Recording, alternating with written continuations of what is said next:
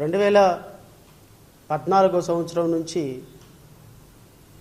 ఈ ఆంధ్రప్రదేశ్ రాష్ట్రానికి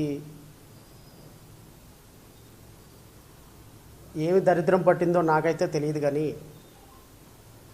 5.5 కోట్ల మంది ప్రజలు గత 10 సంవత్సరాల నుంచి అభివృద్ధి అంటే ఏంటో తెలియని అనాగరికమైనటువంటి సమాజంలోకి వెళ్ళిపోతున్నారేమో అనిపిస్తుంది.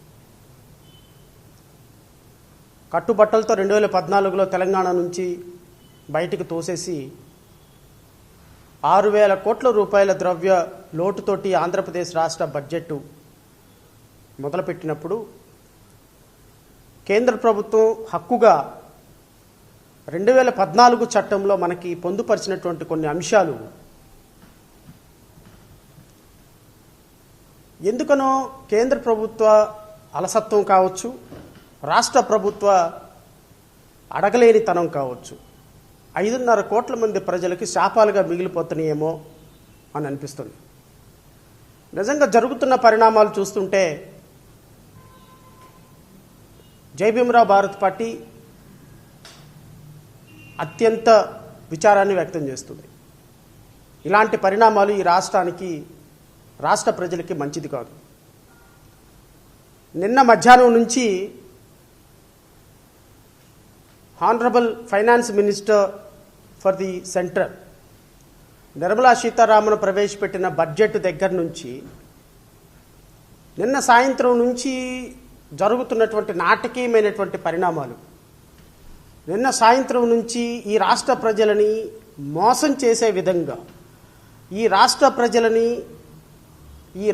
ప్రజల భవిష్యత్తుని ఒక అంధకారం చేసే విధంగా రాజకీయ నాయకులు, విశ్లేషకులు మాట్లాడటం అనేది నిజంగా చాలా చాలా బాధ అనిపిస్తుంది. ఇది రాష్ట్ర ప్రజలకి మంచిది కాదు. ఈ విధమైనటువంటి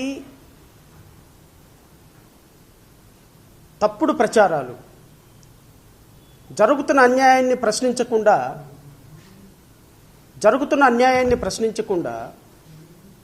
ప్రజలకు చేస్తున్నటువంటి ద్రోహాన్ని ప్రజలకు చెప్పకుండా ఒక మీడియా ద్వారా, కొన్ని ప్రచార మాధ్యమాల ద్వారా ఆంధ్రప్రదేశ్ రాష్ట్ర ప్రజలను ఇంకా గుడ్డివాళ్లుగా మార్చడానికి చేస్తున్న ప్రయత్నాన్ని మాత్రం కళ్ళు మూసుకొని చూస్తూ ఉండలేక ఈరోజు మీడియా ముందుకు రావాల్సి వచ్చింది. ఒక రాజకీయ పార్టీగా రాష్ట్ర భవిష్యత్తును కాంక్షించేటువంటి బాధ్యత మా మీద కూడా ఉంది. ఈ రాష్ట్రానికి జరుగుతున్నటువంటి అన్యాయాన్ని ఎదిరించి ప్రశ్నించాల్సినటువంటి బాధ్యత మా మీద కూడా ఉంది. ఈ రాష్ట్రానికి 164 సీట్లతోటి కూటమిని అత్యున్నతమైనటువంటి అధికారంలో కూర్చోబెట్టినటువంటి అధికారం కేంద్రం ముందు సాగిలపడి మొక్కుతుంటే, కేంద్రం పాదాల కింద బానిసల్లాగా బ్రతుకుతుంటే ప్రశ్నించాల్సినటువంటి బాధ్యత ఈ రాష్ట్రంలో ప్రతి పౌరుడి మీద ఉంది. అలాంటి ప్రశ్నించేటువంటి పౌరులకి చైతన్యం చేయవలసినటువంటి బాధ్యత కొద్ది గొప్ప చదువుకున్న వాళ్ళగా మా మీద ఉంది. కాబట్టి ఈరోజు మీడియా ముందుకు రావాల్సి వచ్చింది. అసలు వాస్తవాలేంటి, బడ్జెట్ వాస్తవాలేంటి, బడ్జెట్లో జరిగిన కేటాయింపులేంటి, మన ఆంధ్రప్రదేశ్ రాష్ట్రానికి ఇచ్చినటువంటి నిధులేంటి, ఆంధ్రప్రదేశ్ రాష్ట్రానికి కేంద్ర ప్రభుత్వం హక్కుగా ఇచ్చినటువంటి నిధులేంటి, 2014 సంవత్సరం రీఆర్గనైజేషన్ యాక్ట్ ద్వారా మన రాష్ట్రానికి రావాల్సినటువంటి హక్కులేంటి, ఆ హక్కుల్ని ఏ విధంగా మనం నెరవేర్చుకున్నాం, ఏ విధంగా ప్రచారం జరుగుతుంది, ఏ విధంగా ప్రచార మాధ్యమాలు మాట్లాడుతున్నాయి, ఏ విధంగా కళ్ళార్పకుండా అసెంబ్లీలో అబద్ధాలు ఆడుతున్నారు అనేటువంటి విషయాల్ని రాష్ట్ర ప్రజలకు చెప్పాల్సిన బాధ్యత చదువుకున్న వ్యక్తులుగా, ఒక న్యాయవాదిగా, ఒక పార్టీ అధ్యక్షుడిగా మా మీద ఉంది. కాబట్టి ఈరోజు మీ ముందుకొచ్చి మాట్లాడాల్సినటువంటి అవసరం ఏర్పడింది. ఆంధ్రప్రదేశ్ రాష్ట్ర ప్రజలందరికీ కూడా మీరందరూ నేను చెప్పే విషయాలు ఏదో తెలుసుకొని ప్రభుత్వాల మీద తిరగబడతారని, లేకపోతే ఇప్పటికిప్పుడు కూటమి ప్రభుత్వాన్ని విమర్శించాలి అని, లేదా కూటమి ప్రభుత్వాన్ని కూలదొయ్యాలి అని, కానీ లేకపోతే కూటమి ప్రభుత్వం చేస్తున్నది తప్పు అని చెప్పడానికి ఈ ప్రెస్ మీట్ పెట్టలేదు.